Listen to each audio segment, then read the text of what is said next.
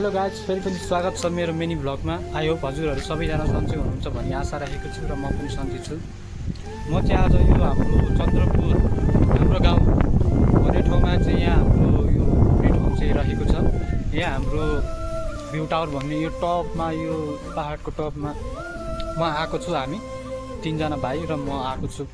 हामी चाहिँ यहाँ घुम्नको लागि र हजुरहरूलाई पनि यो भ्यूजहरू देखाउने छु हाम्रो चपुरको। यो चपुरको म चाहिँ अब यहाँबाट जाँदैछु। माथि हाम्रो यो भ्यूज टावर टक्क जाने हो। हजुरहरूलाई यो हाम्रो चपुर बस्ने ठाउँ कति नेचुरल छ भनेर सबै देखाउने छु है, किनकि म पनि फर्स्ट टाइम आएको। एक्साइटेड छु म पनि। आज यसो घुम्न आइदिएको फ्री टाइममा, शनिबार छुट्टीको दिन भएर।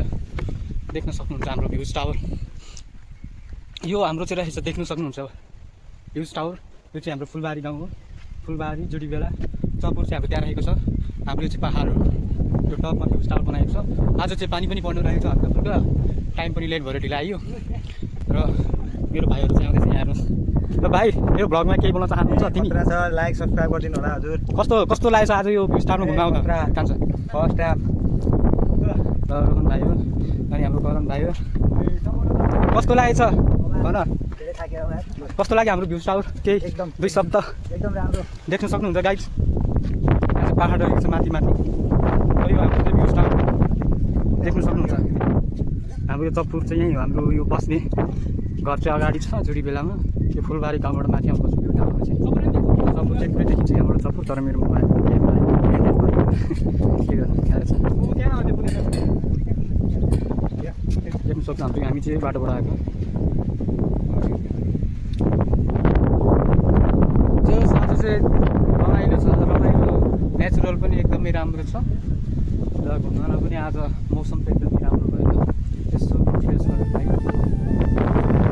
सुख भनेको त्यही हो। अब दुःख सुख त भइरहन्छ। अब यसो टाइममा यसो माइन्ड फ्रेस गर्नको लागि पनि कतै जानुपर्छ भनेर यसो घुम्न आइदिएको। त्यही हो हजुरहरू सबै देखिहाल्यो टावर हाम्रो यो। मेरो यो मिनी भ्लग चाहिँ यहीँ गर्छु। यही देखाउनुको लागि हजुरहरूलाई पनि म आएको थिएँ। त्यही भन्न चाहन्छु, सबैले माया गरिदिनु होला, सपोर्ट गरिदिनु होला।